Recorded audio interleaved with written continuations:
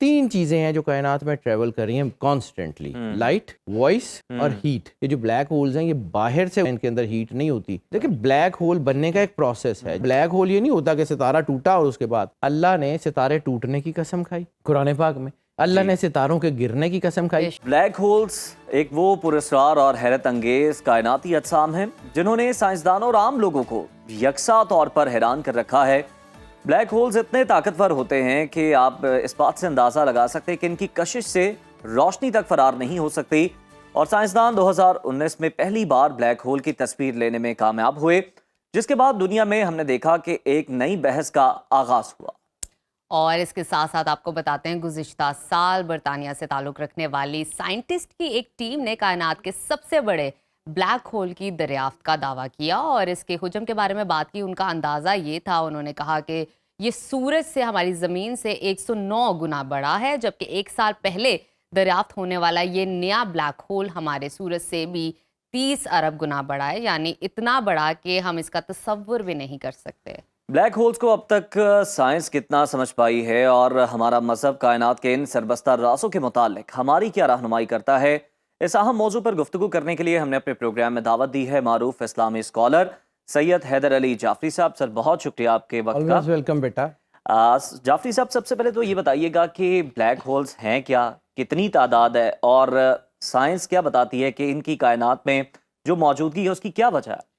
اصل میں دو چیزوں کو آپ کو دیکھنا پڑے گا اس بلیک ہول کی مسٹری کو سمجھنے کے لیے۔ جی، سب سے پہلے قرآن پاک سے شروع کرتے ہیں، تو قرآن پاک میں اللہ کہتا ہے فلا اقسم بمواقع النجوم، کہ قسم ہے ستاروں کے گرنے کی جگہ کی، یعنی وہ جگہ جہاں پہ ستارے گرتے ہیں۔ اب کچھ لوگوں کا خیال ہوگا کہ شہاب ثاقب کے بارے میں بات کریں، شہاب ثاقب تو بڑی میٹریوائٹ، تو بہت چھوٹی سی چیز ہے، یعنی ستارے جہاں پہ گرتے ہیں۔ اب یہ جو آپ نے بات کی تھی کائنات میں نے آپ کو عرض کیا نا، اللہ کا عدد 12 کا جو ہے وہ ٹوٹل 3 بنتا ہے، تو کائنات میں یہ 3 کی ڈائمینشنز ہر جگہ ملتی ہے۔ 3 چیزیں ہیں جو کائنات میں ٹریول کر رہی ہیں کانسٹنٹلی، لائٹ، وائس اور ہیٹ۔ بالکل ٹھیک ہے، 3 ہی چیزیں ہیں، لائٹ، وائس اینڈ ہیٹ۔ تینوں چیزیں جو ہیں اس کا، اگر آپ دیکھیں نا سورج، تو سورج میں 2 طرح کی طاقتیں، یا ہماری زندگی میں بھی 2 طرح کی طاقتیں، ایک فنکشنز ہیں اور ایک ڈس فنکشنز ہیں۔ ٹھیک ہے، سورج میں 2 طرح کی چیزیں ہیں، یعنی ایک ایسی جو طاقت کہ جو اس کے اندر ایرپشنز ہیلیم سے، اس کی ہیٹ، اس کی لائٹ جو ہم تک پہنچ رہی ہے، ٹھیک ہے، اور دوسرا سورج کی گریوٹی جس نے سولر سسٹم کو سنبھالا ہوا ہے۔ اب 2 چیزوں کو اگر سمجھیں، میں تو کہ سائنٹیفک پہلے بات کر کے اس کے بعد میں آگے بڑھتا ہوں کہ قرآن پاک میں اس کا کانسیپٹ کیا ہے۔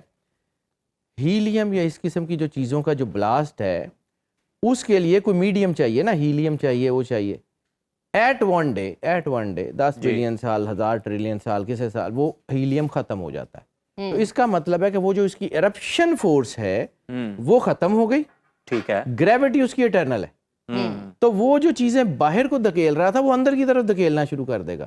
اچھا، ٹھیک ہے، آپ دیکھیں نا، آپ ایک اس نے ایرپشن کی، اس نے باہر کو دھکیلا، لائٹ کو اور اس کو، اب اس کا ایک فنکشن ختم ہو گیا، ٹھیک ہے، تو وہ جو دوسرا اٹرنل فنکشن تھا اس نے اس کو اپنے اندر کیپچر کرنا شروع کر دیا۔ اور اب یہ جو تاریخ بتاتی ہے کہ جو سائنس بتاتی ہے، مجھے تو I'm not a pure scientist، میں تو پڑھنے کا عادی ہوں، لیکن جو میں نے پڑھا، تو اگر ہمارا سورج کسی وقت میں اس کی یہ بلاسٹ ختم ہو جائے، یعنی سورج اتنا بڑا ہے کہ زمین سے 13 لاکھ گنا، یعنی سورج کے حجم کے اندر اگر ہم زمینیں فٹ کریں تو 13 لاکھ زمینیں سورج کے اندر فٹ ہو سکتی ہیں، ٹھیک ہے۔ زبردست۔ اب اگر یہ سورج کے اندر یہ ہوتا ہے کہ اس سورج کا بلیک ہول بنتا ہے یا اس کی طرف یہ چاہتا ہے، تو سورج کا ٹوٹل حجم صرف 50 کلومیٹر ہوگا۔ اچھا، یعنی اس کا میس سارا ختم ہو جائے گا، اس کی گریوٹی اندر ہو جائے گی، یعنی اللہ۔ اب اس کو سمجھیے کہ اللہ قرآن پاک میں یہ جو بے مواقع نجوم کی قسم کھاتا ہے، اس کے آگے اگلی آیت میں، یا اگلے حصے میں اس آیت کے، وہ کہتا ہے کہ اگر تمہیں سمجھ آئے تو یہ بہت بڑی قسم ہے۔ اللہ کہتا ہے کہ قسم ہے، فلا اقسم بمواقع النجوم، کہ میں ستاروں کی، مطلب جو ہے وہ قسم ہے کہ جہاں پہ ستارے گرتے ہیں، اور اگر تمہیں سمجھ آئے تو یہ بہت بڑی قسم ہے۔ یعنی اس کے ایکسپینشن کا آپ صرف آئیڈیا لگائیے۔ قرآن پاک بہت شاندار کتاب ہے، ہم نے اس کو نا پڑھائیوں، وردوں، وظیفوں تک مختص کر دیا۔ بیسیکلی دس از، میں اپنی زندگی میں کوئی سائنس کو پڑھتا ہوں، تھوڑا بہت کوشش کرنے کی کرتا ہوں، مجھے یہ پتا ہے کہ دنیا کی سب سے بڑی فزکس کی کتاب کا نام بھی قرآن پاک ہے. ماشاءاللہ. گریوٹی، آپ کی چیزیں، آپ کی سورسز، بلاسٹ، ایک ایک چیز، یہ کمال کی کتاب ہے. کیا بات. اب اس کو اس طرف آئیے. اچھا حیدر صاحب تھوڑا سا اس پہ بھی نظر ڈالیے گا، جس طرح ہم ہر چیز کو سائنس سے کنیکٹ کرتے ہوئے اسلام کی طرف لے کر جاتے ہیں. ہم نے بلیک ہول کی بات کیا، آپ نے اس کو ڈیفائن کیا، یہ ہے کیا. اس کی اقسام کے بارے میں جب پڑھا جائے تو کہا جاتا ہے یہ سپر میسو اور اسٹیلر ہے، اس کی 2 اقسام. بنیادی فرق کیا ہے؟ بیٹا اصل میں جو بنیادی فرق ہے نا، دیکھیں سائنٹیفک اس کی بہت ساری لاجکس ہیں. میں نے پہلے بھی عرض کیا کہ سائنس اپنے آپ کو منواتے ہوئے سینکڑوں سال لے جاتی ہے. بہت ساری ڈبیٹس ہیں، کوئی اس طرف کوئی اس طرف کوئی اس طرف. لیکن اس کی جو میجر اس کے میسز کے اوپر وہ اس کا جو ہے نا، جب وہ ٹوٹے گا یا اس کی گریوٹی ختم ہوگی یا اس کی گریوٹی جو ہے وہ ٹیک چارج. جب دیکھیں نا، آپ نے وہی کہا تھا کہ بلیک ہول بنتا کیوں ہے. ہاں جی. بلیک ہول اس کی ہیٹ کو کنٹرول کر لیتا ہے، ٹھیک ہے. اس کی ساؤنڈ کو کنٹرول کر لیتا ہے، اس کی لائٹ کو کنٹرول کر لیتا ہے. جب لائٹ کو کنٹرول کرتا ہے تو وہ بلیک ہو جاتا ہے. بلیک ہو گیا، بالکل ٹھیک ہے. وہ اس کی موومنٹ دیکھیں نا، جب آپ یہ ایک فرض کیا آپ پنکھا دیکھتے ہیں تو بعض اوقات وہ ہلکی سپیڈ پہ چل رہا ہو تو آپ کو پار نظر آ رہے ہوتے ہیں. جی ہاں. پھر جیسے ہی وہ سپیڈ بڑھاتا جاتا ہے تو وہ اس کے پار نظر آنے بند ہو جاتے ہیں، گرے سا ایک ہیولا سا نظر آ جاتا ہے. بالکل بالکل. جب انرجی پورے ایک سرکل میں گھومتی ہے تو وہ اپنے آپ کو گریش جو ہے وہ امپیکٹ ڈالتی ہے. اسی گریش میں اس کی جو ہے نا وہ لائٹ بھی اندر کی طرف موو کر رہی ہوتی ہے، اس کی ہیٹ بھی اندر کی طرف موو کر رہی ہوتی ہے. یعنی یہ جو بلیک ہولز ہیں یہ باہر سے اتنے جو ہے ان کے اندر ہیٹ نہیں ہوتی. یا جس طرح آپ اس کا ایک آپ کر کے آپ کا والکینو ہے، اس کے اندر ہیٹ کریٹر کے اندر جو ہے نا اس کے اندر ہیٹ جو ہے نا وہ اس سے زیادہ اس کی بیس پہ ہوتی ہے. بالکل ویسے ہی اس کی جو اقسام ہیں وہ ابھی شاید اس میں کام ہو رہا ہے. بالکل ویسے ہی دیکھیں بلیک ہول بننے کا ایک پروسیس ہے، جیسے ہم لاروا سے پیوپا اور اس سے بننے کا ایک پروسیس ہے. اسی طرح بلیک ہول یہ نہیں ہوتا کہ ستارہ ٹوٹا اور اس کے بعد، یعنی اللہ نے ستارے ٹوٹنے کی قسم کھائی قرآن پاک میں، اللہ نے ستاروں کے گرنے کی قسم کھائی. سورہ طارق میں ایک اور جگہ ہے جہاں پہ ساؤنڈ، رسالت میں آپ سے پوچھا گیا کہ یہ جو ہے نا یہ جو طارق ہے یہ کیا ہے؟ فرمایا یہ وہ سیارہ ہے کہ جیسے کوئی تمہارا دروازہ کھٹکھٹا رہا ہو. آج ناسا نے اس کی جو طارق جیسے سیارے کو کہا جاتا ہے اس کی آواز جو ہے وہ ریکارڈ کی ہے، بالکل ویسے ہی ہے جیسے ڈور ناکنگ، دستک ہو رہی ہے، ٹک ٹک ٹک. یہ بیٹا کائنات، اب آپ سمجھیں کہ what is the influence of سرور انبیاء صلی اللہ علیہ وآلہ وسلم. مدینہ العلم، مولا کائنات نے کہا تھا میں آسمان کے راستوں کو زمین کے راستوں سے زیادہ جانتا ہوں. اسپیس راؤٹنگ، قرآن پاک میں اللہ کہتا ہے ہم نے آسمان میں 7 راستے. اب اس کا ترجمہ قرآن پاک اردو میں نا اس کا ویسا ہو نہیں سکتا. سباب کا ترجمہ اسباب بھی کیا، راستہ بھی کیا. اس میں ایک چیز ہے چھوٹی سی، میں بڑی جلدی اس کو کروں گا. ضرور. عربی میں 2 چیزوں کا، جب ہم کہتے ہیں نا کہ فلاں چیز اوپر ہے تو عربی میں ایک چیز جو یہاں رکھی ہوئی ہے یعنی اس کے ساتھ لگی ہوئی اس کو کہتے ہیں اعلیٰ، اور ایک جو ہوا میں اس کو کہتے ہیں فوق. قرآن پاک کہتا ہے ہم نے فوقا تمہارے اوپر راستے بنا دیے. اب اس کی ڈائمنشن دیکھیں جی کہ تفسیر میں آتا ہے کہ فرعون نے حامان کو کہا کہ اتنی اونچی عمارت بناؤ کہ میں آسمان کے اس راستے تک پہنچوں اور وہاں سے دیکھوں کہ موسیٰ کا خدا کیسا ہے. اب اس کی ایک ڈائمنشن قرآن پاک میں اللہ کہتا ہے کہ یہ لوگ جو زمین پہ جو ہے وہ زمین کے مالک ہونے کے دعوے دار ہیں، وہ سباب پہ چڑھ کے میرے تک پہنچ کیوں نہیں جاتے؟ کیا بات، وہ اس راستے کے ذریعے میرے تک پہنچ کیوں نہیں جاتے؟ ٹھیک ہے، ہمیں بہت زیادہ عقل بھی لگائیں گے نا تو 3 ڈائمینشن ورلڈ. ٹھیک ہے، there are so many other dimensions.